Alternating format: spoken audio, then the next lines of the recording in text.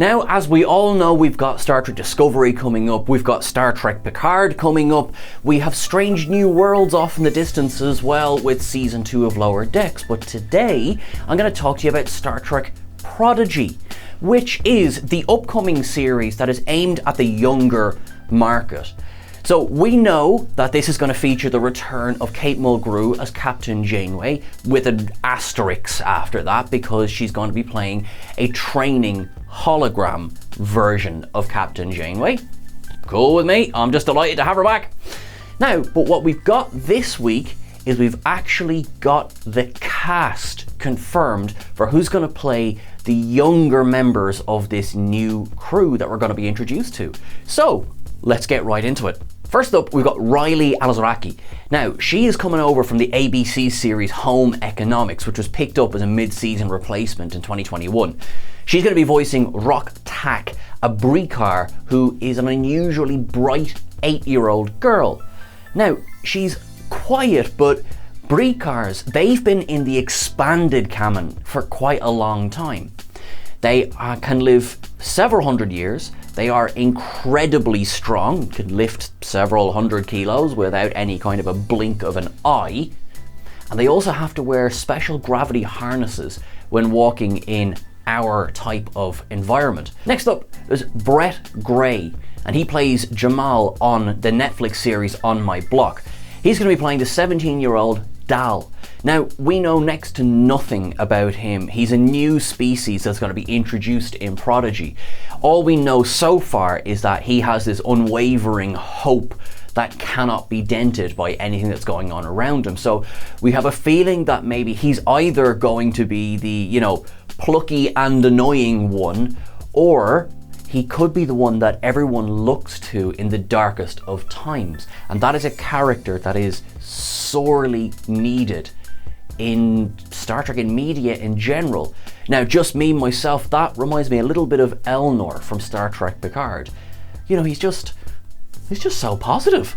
Next up, it's Angus Emery.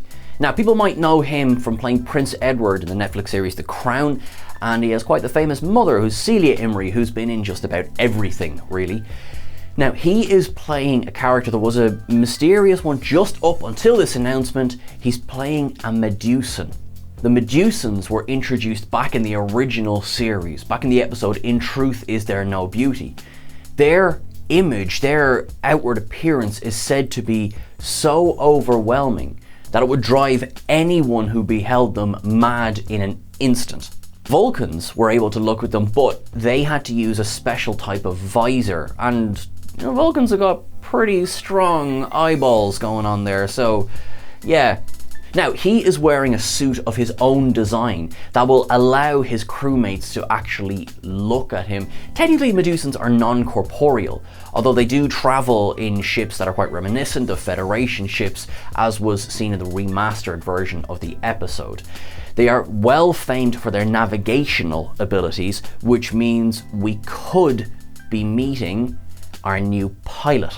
Now, next on the list is possibly one of the more well-known voices that's going to be on the show, and that belongs to Jason Matsukis. Now, he's been in everything. Brooklyn Nine-Nine, Parks and Rec, he voices Jay Bilzerian in Big Mouth, which is, sorry, I love Big Mouth. I got sucked into it there a while ago. Poor choice of words. Anyway, he has a very distinctive voice, and he's quite usually playing a kind of a jokery, sometimes villain, but zany definitely. Now here, he's going to be playing Jankum Pog, a 16-year-old Tellarite who's going to be part of this crew. Now, the Tellarites are one of the oldest races in Star Trek, although they haven't had that many appearances.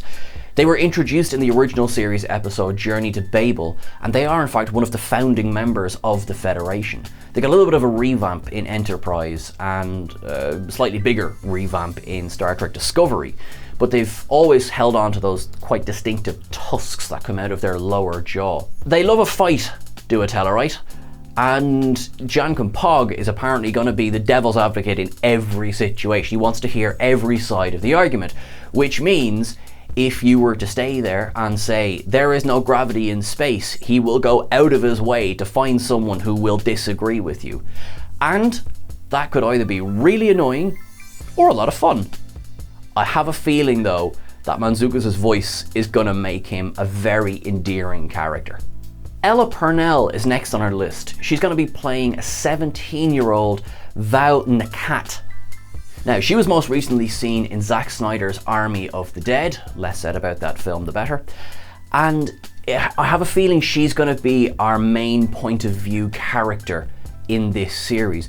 Now, it is clearly going to be an ensemble piece, but my money is on Purnell's character and Brett Gray's character probably being the two main ones that we follow. Details are thin on the ground at the moment. We just know that she grew up on her father's mining planet and she is always dreamed of getting out into the stars. Last but not least is another very, very, very well-traveled voice, D. Bradley Baker, who has, like several of the others, done just so much. He was in American Dad, Family Guy, SpongeBob SquarePants. He's been in a lot. He's going to be playing Murph, who is a blob. That's it. He is an indestructible blob who has an appetite for ship's parts. That might not be good. Or it could be great. If they need to get rid of spare parts or if they need to, get rid of broken things, well, send in Murph. Murph will chomp down. It'll all be good. And of course, rounding out the cast, as I've mentioned at the start, Kate Mulgrew will be returning as at least a version of Captain Janeway. Now, we don't know an awful lot about Prodigy yet. Here's what we do know. It's set in the Delta Quadrant. It's set on a ship full of people who don't know really what Starfleet is. They don't know what kind of ship they're on. Now, our very own Paul Sutherland has postulated that it might be Voyager's Aeroshuttle. Who knows? Who knows? I'm very excited to see what it does end up being.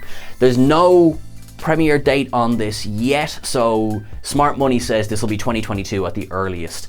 But fingers crossed, guys. They've got a great cast. It sounds like they've got a really passionate team behind it, and I think this one's going to be a lot of fun. Star Trek movie news.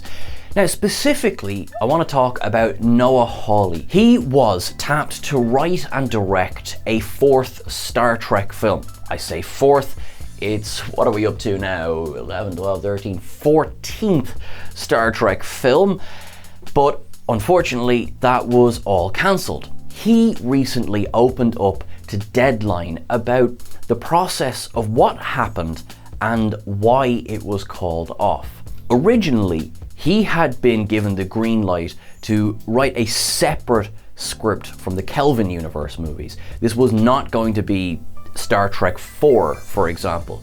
It was going to be a Star Trek motion picture, I guess, of indeterminate numerology. He was under the previous heads of Paramount, Wick Godfrey and Jim Giannopoulos.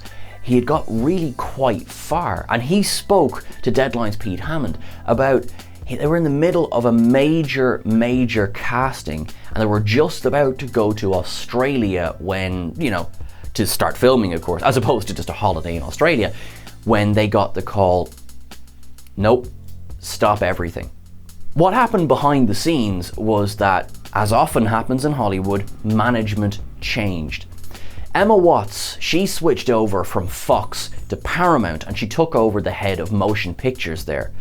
Now, she looked at this project in Hawley's words and she said, are you guys crazy?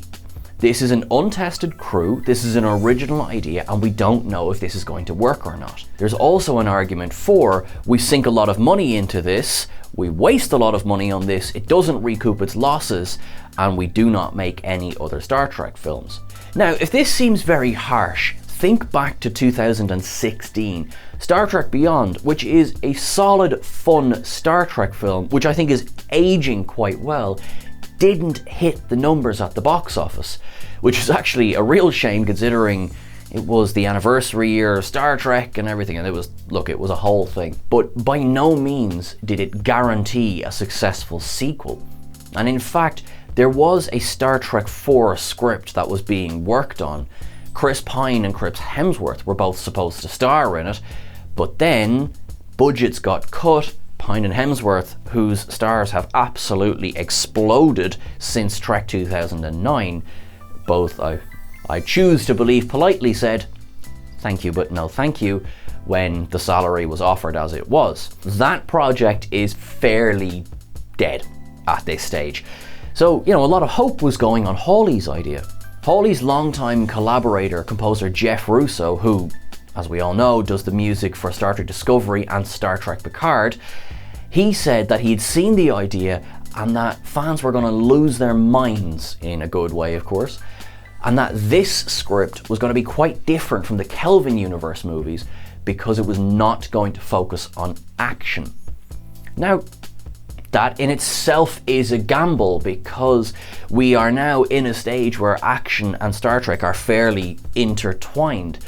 Not saying, of course, that it could be bad, as you know how much we love Star Trek the motion picture here at Trek Culture, and it is certainly not an action-packed film. Hawley then went on to describe the grieving process. Now, he says, yes, it's not life and death, but it hurts. He totally understood where Watts was coming from. He said it just burned that they had got so close to the starting line before they were told you've got to stop.